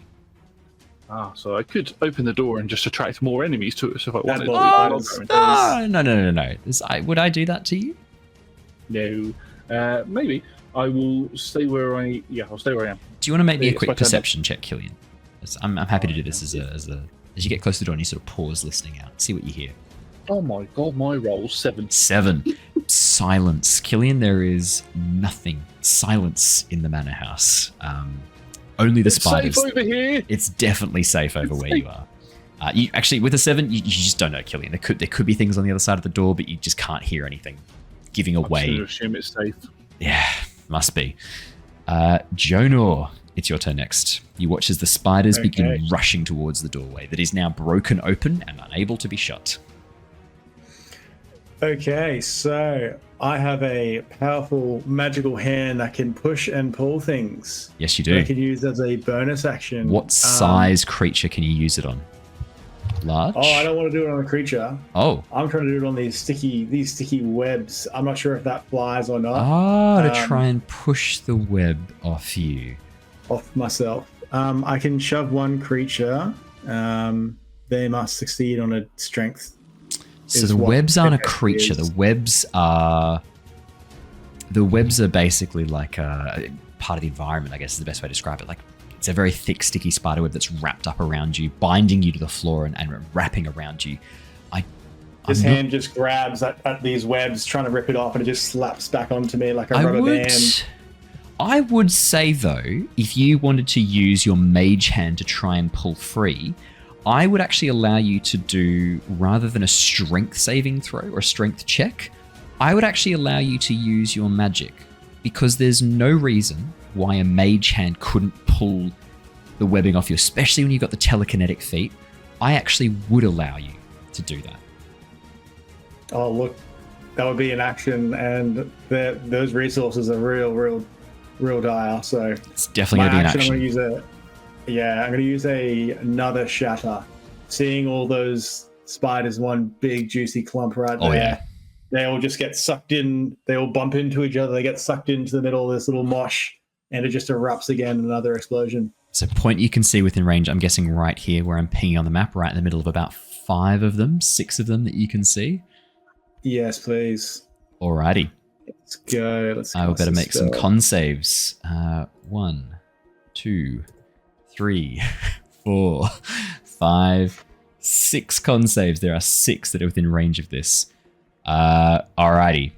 13 is a fail. 12 is a fail. Oh no. Yep. Nope. 13 is a fail. Natural 1 is a fail. 19 is a pass. 6 is a fail. Yikes. Only one of the spiders passed. 1, 2, 3, 4, 5, 6. 1, 2, 3, 4, 5, 6. It's this one that passes. It's only going to take still 6 points of damage. And the rest are all taking how many points of damage? 13. 13. Jonor, the spider that's in the doorway, you watch as it is almost blown apart. It is barely clinging on to life. One mandible is left in place. The whole back half of its thorax has just been obliterated by this shatter spell. The other spiders in the room that you can barely see seem to have taken a fair bit of damage as well. One of the spiders is the spider that you can see just behind that spider in front. You watch as it is just blown apart. Sections of its chitinous exoskeleton scattering across the room. Same for the one behind it, and same for the one next to it. You watch as it is just blown apart by this brutal spell. And these ones also take 13. Yikes, Jonor. He just rubs all that ichor, like that web and insect guts off his face, and just throws his hand to the ground to get rid of all the internals off him. Anything else on your turn, Jonor? That's it. Fantastic. Hang on, sorry. Theo, can I see you saying that spiders naturally fear roaches on Nostea in chat? Yeah. That's not true. As the foremost roach scholar on Nostea, I felt qualified to speak on this. Make me a nature check right now. As Theo. Also, it looks like we've got a Maisie Peters / Tithla bot in chat going by the name of Boca J35. That would actually be Jacob, because it's Jacob backwards. Oh, I know. He's really proud of that. I think he's been very, very happy with Bocage as his backward name. That's a natural 1, Theo. Yeah, Theo, you know for a fact, 100%, spiders are scared of roaches on Nostea. In fact, even very large spiders like these, they're like elephants. There's this genetic fear of the cockroach ingrained inside of them. You feel very comfortable that if you were to transform into a roach right now, these spiders would be running away. They wouldn't come close. Only on Nostea. Well, here people don't seem to respect the roach like they do on Nostea. So. But maybe if it's deeply ingrained genetically with a natural 1, Theo, you're pretty confident that it's going to work. It is your turn, Theo. You are currently in your Beornling form. I was considering using my birthday initiative inspiration. To re-roll that. Would you like to? No, I think I'll roll with the false confidence. And chat, you can write that into the wiki. It is confirmed. Spiders fear roaches. No, that's a natural 1. It is absolutely not confirmed. That's just what your dumb ass thinks is true right now in this moment of panic. Just a little quote Theo, current year. Theo, foremost roach scholar. Foremost roach scholar. Theo, what would you like to do? I would, seeing the natural enemy of the roach become enraged. The natural prey. The natural prey of the roach, Theo. Well, they're just nothing to me. I'll end them. So I will rage, and then I will attack recklessly. Alrighty, perfect. So I get advantage, and they get advantage. But first, let's bite their face. I thought for a brief shining second that was another natural 1, but that's just a check from earlier. 19, 12 damage. Theo, how do you want to do this? Bite his face straight on. Oh, you get advantage. You may as well roll again just in case you get the natural 20 to just destroy this spider in front. But it's basically dead at this point. It had 1 hit point left. I did. I got it. It's a natural 20. What a great use of a natural 20. Theo, how do you want to absolutely obliterate this roach with 1 hit point? For your record, the damage that you're dealing is 20 points of damage. I would like to just straight bite its entire head off. How? As much of a chunk out of its face as my Bjorling form, who just straight out of its face and just drop it straight down, spit it out in front of its companion. That I will then try and swipe with my claws. Yeah, just around the corner of the broken-in doorway. 24 is going to hit. 8 points of damage. Very nice. Could still be the crit. 24. It was meant to be a 24 that you rolled tonight. As you strike into the spider, you tear off a section of its upper torso, taking away one of its forelimbs as well. Yeah, it looks with the metal claws from the Bjorling form. Theo, how would you like to do this? Actually, how does that work? Actually, though, because I put those on for the battle, but I sort of imagined you had them with you. Yeah, you've been bringing them with you. I mean, what happens to them when I demorph? Is it kind of like the opposite of what my usual clothes wear? Like so when you transform back, you're left holding these two claws that you like tuck away into your pack. And whenever you transform, you just pull them out, and then as you transform, everything you choose gets melded into your bear form, and the claws just morph around and lock into your bear claws. Right. Well then, yeah, just poke my head around, slap in a damaging word right into that spider's head. A damaging word, a harming word, as you take out the second spider. Anything else on your turn, Theo? No, that's bonus actions. Well, I guess I did position myself a little bit to whichever way it is, or block off the now hole in the door. Yeah, they'd have to push past to get at you now. Cool. Yeah. At the top of the round, the spiders are going to make their web attacks. 2 of them are going to make a web attack. Actually, one of them is going to make a web attack. 2 of them are going to make a bite and try and poison you. Theo, does a 24 hit you? No. Yes, it does. That's the web. You are restrained, which means these next 2 attacks as the spiders move up. Let me just bring these to the foreground because, my God, there are lots of dead spiders in the way. That is going to be so hard to climb out of my fur later. It's going to be pretty fun as the spider moves to the back and shoots the web. So the first attack, Thea, that's a 7 and a 16. So the 16, does that hit Bayoning? I think it does. Yeah. And then the second attack with advantage while you are wrapped up is going to be a 13. Does not hit. Does not hit. That is going to be... Could you make me a Constitution saving throw, please? The first attack. Because now that doesn't suck because I'm in my bear form. 22. So you're going to take 10 points of piercing damage from the bite, but you do pass the Constitution save, which means you'll take half damage from the poison. You were going to take 14 from the poison, but that is now going to be rounded down to 7. So 17 would total that all damage. get halved again because of my... Yes, it would. So that's going to be 5 points and 3 points, so 8 points of damage total. So 5 slashing, 3 poison, as they are halved again.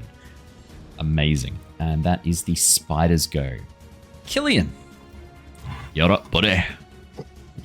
I'm going to take a few steps forward. I'm going to move 30 foot forward.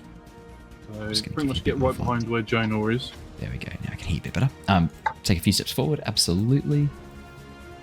And I will then take two shots at this one with Eldritch Blast.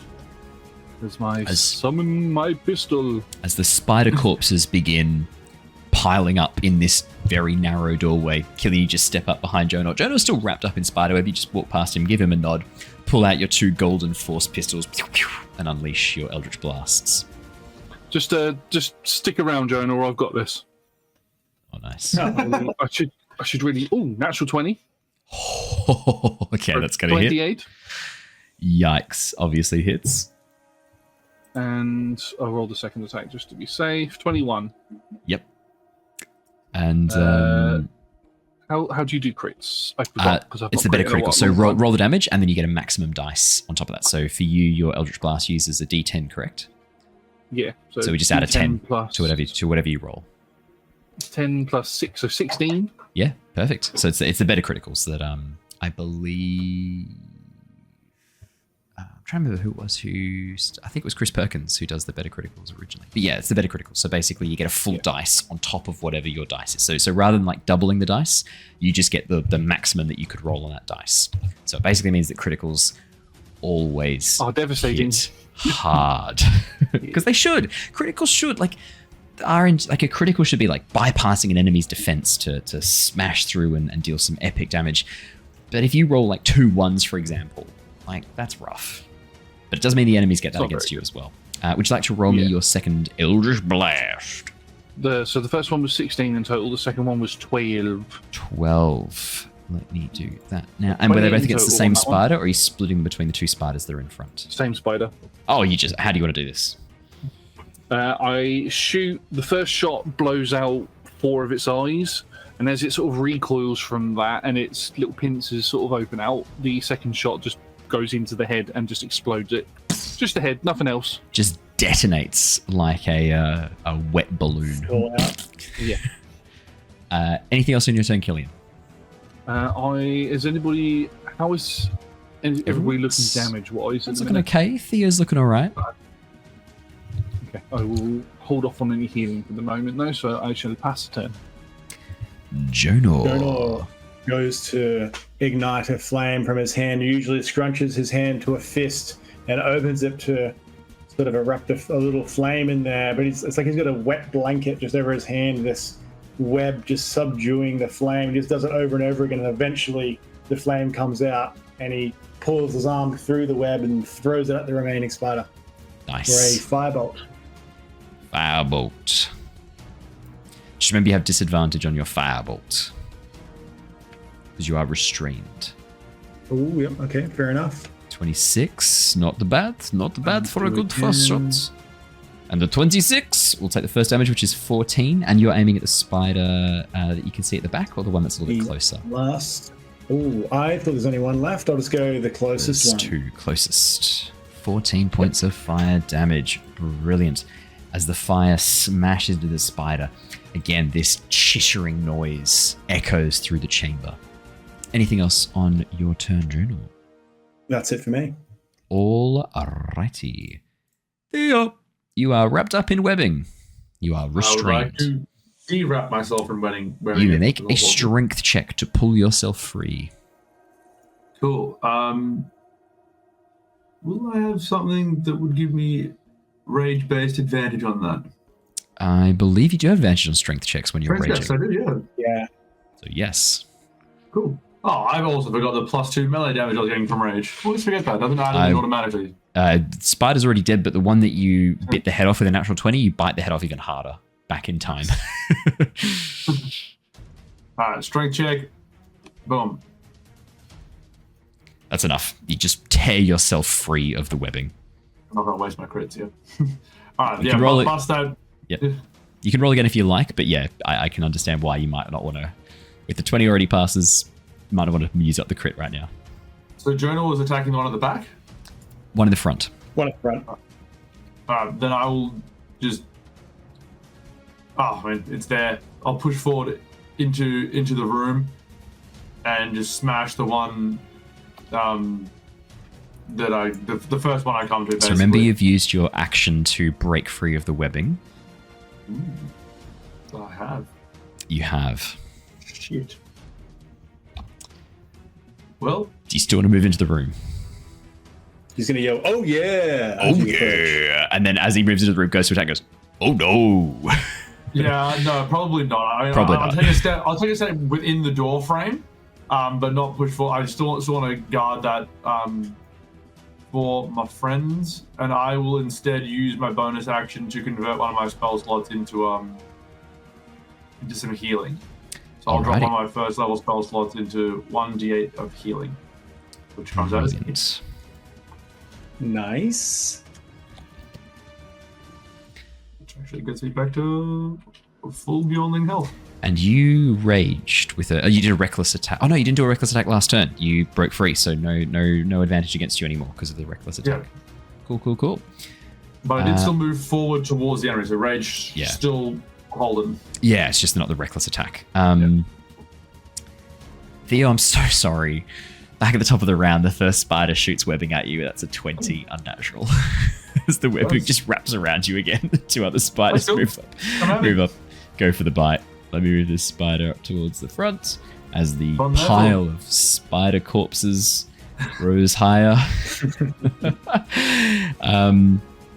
Oh my god. 8 and a 9. Misses. 9. Well, do 18? they get advantage because I'm restrained? They get advantage. So the 8 and a 9 is the with advantage. So the 9's the highest. Still misses. And then 9, but 18. So 18 will hit. Could you make me a Constitution saving throw, please? I surely can. Yeah, cool. Yeah, not immune to it. Afterwards, I wasn't sure. But you are not. 10. That's a fail. But you are raging, so you take half damage. So you take 5 damage piercing. So I've already halved that. So 10 if you were full, but 5 because it's halved. And then you take the full poison damage, but I rolled garbage on the poison, which means you're only taking 2 points of poison damage, halved from 5. Cool. Could have been way worse, seeing as it's 2d8, but never mind. But it wasn't. That is the spider's full go. Killian, you're up next. Looks. Oh, that come around so quickly. I know, will. there's not many of us tonight. I will take a step forward. I want to sort of block the spider's ability to get to Jonor. So I'll stand in a position where I'm blocking them. Sort of crouch down a little bit so Jonor can cast spells over my shoulder. And then I will fire 2 Eldritch Blasts. I'll go one at a time just in case I kill him. So I'll do the first one against this one. Yep, the one in front. Absolutely. Eldritch Blast. That's a natural 20. That's a natural 20. That's a cocked dice. I thought that was a 2. That's a natural 20. 28 total. Okay. So that is going to be damage-wise... 19 points of damage. 21. No, 21, you're right, because it's D10, not a D8. Yeah, 21. Killian, how do you want to do this? As it's gone to take a bite out of Theo, I shoot at it as its legs are like, sort of on him as it's gone to take a bite, shoot straight through the legs and just skin the top of its head, basically where the little tiny brain would be, and just sever it. Amazing. And then I'll sort of flick the gun around because I've watched Luther do it enough times, and I'm wondering Luther by doing this. Flick it around cowboy style and fire it at the next one. Oh, amazing. The one's next to it, which will be... It's going to be another natural 20. I can feel it coming. 24 to hit, though. Not far off, though. Let's see some damage. That will be 11 points of force damage. And that's for the one at the back or the one to the side? The one that will be the one next to it. Next to it, 11 points of force damage. As you blow off a section of the carapace, this thing is barely holding on to life. And then that will be my turn as I sort of crouch down on one knee so Jonor can throw spells over. Jonor, you're up, buddy. Seeing that thing just screech in pain, I put it out of its misery with another hurling smoky fire. Firebolt at the closest one. Absolutely. You are restrained, so you do still have disadvantage, unfortunately. 11 is not enough to hit. As you pull forward the flame into your hand and throw it, your hand gets tangled in the webbing, Jonor, and you watch as the fireball just goes onto the ground in front of you and disappears immediately. The firebolt just failing, the magic unable to activate. If I was to give Theo a shove, would that perhaps push him out of his web? Bit of a stretch because it's sort of on him. He's like 10 feet away from you too. You're a bit far away from Theo. You'd have to... Yeah, but telekinesis is bonus action. Okay, I would say then, yeah, you can use the telekinetic to try and break through. So we'll do it as we did before. So if you could make me because your telekinetic shove, it's what type of check do you make with the telekinetic shove? It's a strength. You make a strength check, or they make a strength save against your spellcasting DC. I think they make a save against the DC. In that case, then, it's using your spellcasting DC. Could I please get you to make me a spellcasting check? So D20 plus your spellcasting modifier.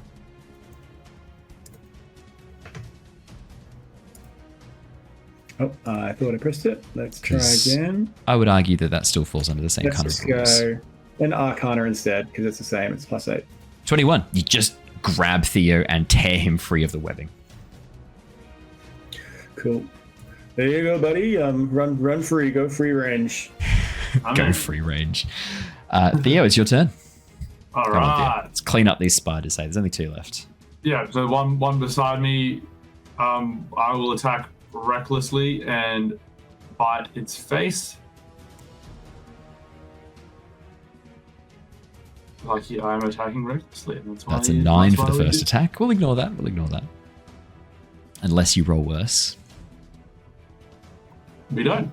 23, 8 piercing damage. You just tear through the first spider, biting through, leaving it... +2. +2, so 10 piercing damage. It had 2 hit points left as you tear through, leaving nothing left as you just tear through this spider. There is 1 spider left, and you still have your movement. I just start sprinting past it, drive by, snap the of my jaws around its face. That is a barrel at full yawning sprint and just like dive the last 5 feet. Metal claws outrun it, like essentially flying full leg kick straight into the last fight. And that's why we attacked recklessly yet again. 13 for the first, 24 for the second. Oh my god. 11 points of slashing damage, plus 2 takes to 13. Theo, that is exactly lethal. Plus the 1 for the metal Plus claws. 1. It's 1 over. You do 1 extra damage. I'm assuming same thing. You just rush up, tear this spider apart, the claws cracking through the kite and breaking it. Dove through it, essentially. Just dive through it. Amazing. As you break through the spider, torn into pieces, I will take you all out of initiative in that moment. That was fun. That was way too slimy for my liking. Wasn't the nicest thing, but are any of them sort of like lighting up as if they might be holding loot? The spiders themselves don't seem to be carrying any loot, but you can see that there are a number of things wrapped up in the webbing around the room. If you want to make an investigation check to have a bit of a look around, see what you can find. I'd say perception or investigation, your choice. I'd start sniffing them out and seeing if there's anything that. There are 2 bodies there, right? Yeah, I can see. Yeah, 2 human bodies tied up in the ceiling. Can we see their faces? No, they are currently desiccated and wrapped up in spider's webbing. If you have a bit of a closer look. So what's that? A 16 from Theo for perception, 16 from Killian for perception, 12 from Jonor for perception. As you look through... Killian's brain is currently going that Sen might be in here somewhere if we've not seen her yet. Oh, okay, checking out, make sure Sen hasn't been captured by the giant spiders. That'd be a real raw deal for Foxtrot being like, hey, you know that NPC you summoned? They're a corpse now. No. There is no sign of Sen. These corpses that are wrapped up in the spider's webbing look to be very, very old. They've been here for a while. It looks like they've been, probably human, Barovian most likely. Possibly Vistani, but no way to tell. They're so old, and all the flesh, all the organs have been melted and drunk by the spiders over time as they've been digested and sipped. Really not much left. As you look through the rest of the room, picking through the contents, there's not a huge amount in here. It looks like the spiders had mostly been focusing on grabbing things that they were interested in eating, what they've required to feast upon. And as a result, there's really not a lot of stuff in this room. As you go through the 2 figures, you find some sort of random assortment of common items that they're carrying on them, including things like daggers, just various common items, which add up to about 5 silver pieces. One of the figures, though, does have a coin pouch on them that is still mostly intact. It looks like it was actually sort of caught up and bundled in their clothes when they were captured by the spiders. And inside that coin pouch, you find 18 gold pieces. That's 6 each. 6 gold pieces. You can type in 6 gold pieces each then for the 3 of you. 5 gold pieces each. I'll split it into 3 for each one, hey? 5 gold pieces each. And one of you also will get an onyx gemstone, which looks like it could be worth around sort of maybe 8 gold pieces to the right buyer. Who wants to keep hold of this onyx thing? Yeah, I'll hold out. I'll hang on to it. Okay, I'll give that to Theo. I take a moment just to observe. Oh, sorry, Killian. No. I was just going to say I assumed that I picked it up, and I just assumed I was the one that picked the onyx up and just handed it to Theo. Sorry. That's fine. It makes sense that you guys are kind of picking through these together. Like, it takes 2 or 3 of you to get the bodies down from the webbing. Jonor's detonation of shatter has broken most of the webbing on the western side of this room, but the eastern side is still all very much intact. Watching them go through the corpses, Jonor just takes a moment and sort of resonates with his the pearls of power. Takes time with them to channel it and get a little bit of restoration from that item. He says, "Is it life and life sand is light," and it sort of it glows in light and restores a 3rd level spell for myself. Very nice. Yeah, Lysander's the female counterpart of the Sword Coast god Lysander.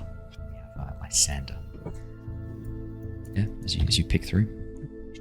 So we essentially just murdered these spiders and they were doing nothing beyond just vibing out and eating food. As you look through this area, it looks a lot like this was just a safe place. I mean, partly broken open to the elements that the spiders have been living in, quite possibly using this as a hunting ground. The spiders, from the looks of it, weren't using the webbing to trap animals. You get the sense these were much more like huntsmen. They've got a den that they go to during the day, and then at night time, they would have been heading out to hunt in the surrounding woodlands, capturing creatures, bringing them back, and then drinking them later once they're mostly digested. Now I feel bad. Sorry. You don't want to be in one of those webs, though. No, I don't, but it's just an animal part of the natural order of the world. They did not deserve to die. I mean, 2 people over a long period of time is not so much to kill. I did not think they were evil. But what is done is done. I will try to shepherd more spiders when I finally return home. You say that though, Theo, but with us exploring this place, they could have, with the fact that they could get out of this room, they could have followed in behind us and potentially ambushed us if they were disturbed by any loud noises that we are very likely to make. This is true. I suppose it was safer. Well, shall we head upstairs or to the northern rooms? I think the northern rooms just finish this level off. All right. So same plan again? Yeah. As I get up to the northern rooms, Owen, can I hear anything through those doors with my beyondling ears? Sounds of very, very small, very, very underfed fire. Gentle crackling of a very, very underfed fire coming from the room beyond. There is something burning going on in the room beyond. Be careful. It doesn't sound like wildfire, so I suspect someone is using the space. Okay, well, maybe they need our help. Well, no, like I said, I think it's more like it sounds like a fireplace rather than the room is on fire. The room is on fire. No, we don't need no water. Yes, easy. Well, okay, same plan. Whoever is living here is likely not someone we can trust. So same plan as before. I'll open this door. One little moment. I'm just going to grab a piece of fallen rock, something a low object that I can throw underneath the door. I'm going to cast a light on it just to illuminate it. Throw it underneath so it lights up the room when we open it up. Okay. It will be illuminated when we open it up. Yeah, are you trying to make a flashbang for when we breach the door? I've got my shield and gun out. Yeah, well, as soon as that rock slides under the door, I airclaw, yank the door off. As you pull the door off, as you yank the door off, the room beyond, you can see is a small stone chamber. I'll bring us across for the map so that everyone can see what we're seeing as I describe it. A small stone chamber with a fireplace set on the western wall. A few tattered logs sit in the fireplace, and the smallest, shittest fire you've ever seen, like almost like a candle flame, burns in the hearth. The logs around it that have been left are almost ash and charcoal. The fire is just sputtering away the last embers of a dying fire. In the very middle of the room, the largest feature that stands out to you is an enormous bearskin rug. but you can see that it's not a true bear. The claws, the fur look very much like a bear, but it has this almost this like feathered head with a large beak in its place. Theo, you would immediately recognize this as an owlbear skin rug sitting in the middle of the room. Jonor and Killian, I'd say probably you would have heard of owlbears before. They're pretty well-known monsters, both in Nostea and in the Sword Coast. So you see this large owlbear rug. On the far wall, you can see what looks like a large wooden sarcophagus standing upright. The doors partially open, just a crack, leaving a very thin line of darkness in between the two wooden doors. On the surface of the sarcophagus, it looks like an effigy has been carved. It's partly eroded over time. It looks like once this would have depicted a noble, regal woman, but time has aged and caused this to almost fade away, leaving behind a very, very faint embossed surface. Apart from that, some chairs, some tables in the room, but all looking like they have aged. The owlbear skin rug in the center of the room as well, I should say, is quite patchy, and you can see where it's been worn through in places. It doesn't look like it's in the best nick. This fire usually means people have been here, right? Let's check if I can see any clues for people have been here. I look for footprints or people prints, animal prints on the ground. Could I have a survival check, please, Jonor?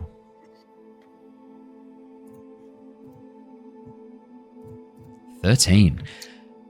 Jonor, no signs of any footprints around the fireplace. As you begin sort of moving into the room and looking around, it doesn't look like anyone's been here in quite some time. Maybe there was some movement through the room. You can see places where the dust is sitting unevenly, but it's hard to make out any patterns in the footprints with a 13. No one's been here for a while, guys. I'd like to go inspect that owlbear rug.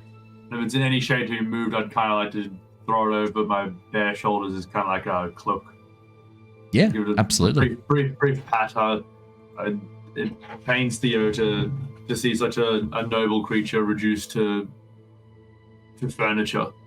Yeah, I mean, the owlbear skin rug is, as I said, not in the best nick, unfortunately. It's been aged and suffered the ravages of time, much like the rest of this manor house. As you look into the button eyes, you can see that the eyes have been replaced with these glass buttons. I mean, it's been partly taxidermied, the head. Yeah, a moment of pity for your fallen brethren. As you gently pick up the owlbear skin rug with your mouth and toss it over yourself like a cloak, as the owlbear head kind of sits on the top of your head. For a moment, Theo, you feel quite majestic as the rug gently falls around your shoulders, the two front paws naturally moving around your upper torso and neck. It's almost like it's quite snug. And then it begins to feel a little bit tighter as the owlbear skin rug begins to constrict around you. I can't believe you put this on. This is a summoned monster from Obscenities who asked, "What if we did an owlbear skin rug of smothering?" And I was like, "That's fucking dope. Let's go." As the a fun cloak. Yeah. As the owlbear skin rug wraps around you, you are going to. Let's see first if this, because you have put it around you, so I'm going to give it advantage on its attack against you because you had no idea that this was going to happen. Fair. Yeah. Surprise round. And this is what we'll end on tonight. Wow, that is a natural 1 for the first roll and a 13 for the second. I don't think that hits you, does it? 13 doesn't hit. Yikes. As the owlbear skin rug tries to wrap around you, Theo, your Ursine senses tingle. You get this momentary shiver down your spine as this thing slowly begins to wrap around you. It's almost like as it moves across your fur, the tiny micro movements are still picked up and transmitted through your very thick bare hide, and you detect these movements and begin to pull yourself out from underneath right as it tries to wrap around you. You watch though as the beak opens wide, and you see it look towards Jonor as it still is on your shoulders. And that is where we're going to wrap up for tonight, as it wraps you up in its lovely hug. Its lovely leathery hug. Oh my goodness. Well played, Obscenities. I feel like one of the downsides of streaming is that people start to kind of learn. Chat knows us. Start to learn what your little weaknesses are for things that you want to do. And this one, as soon as I read it, I was like, this 100% this will get Theo or Tithla. And I was like, I don't know. It's going to be one of the two of them. Whoever it is going to be fucking hilarious. I was like, Tithla's going to put this on and be like, look, I'm Theo. You're going to put it on. I was like, one of you's going to do it. Oh, amazing. Oh my God. Incredible. Well, thank you so much for joining us, everybody. What a wonderful session. We are done for now. We will be back again next Monday with the whole cast reunited. Jacob will be back from his work trip next Monday, and hopefully Raph will be rejoining us as well. So we will be back as Styx and Tithla rush into the house trying to find you guys and walk in on this scene. Oh, weird! They just wandered off looking for Styx that he threw himself off into this. Weirdly convenient. It was a very easy way to get those two out of the way for a moment. And I did adjust the difficulty of some of the encounters appropriately. I didn't throw 12 spiders at you. I reduced it. And they didn't have the ambush from above the upper floors. So that was very nice of you. You're welcome. For those of you watching on Twitch, don't go anywhere. We're going to go and raid one of our lovely friends of the channel. In fact, I can tell you right now who we're going to go raid. Let's go and raid. We raided Dice Actors last time. Let's go raid the Eldritch Scribe. We haven't raided the Eldritch Scribe in ages. Let's go raid them. For those of you watching on YouTube or listening to the podcast, thank you so much. First off, just want to have a massive shout out to all of you lovely people. Thank you. The only way to save Theo in this moment, the only way to refill that bank of natural 20s, you've got to tame the algorithm. Get those likes, get those comments, get those subscriptions. Those three things will save Theo's life. Otherwise, unfortunately, I think the rug of smothering is going to be wearing him by the end of the episode. From all of us here tonight, stay safe, stay well, and we will see you all again next time. But until then, farewell, everybody. Goodbye. Bye. See you. Cheerio.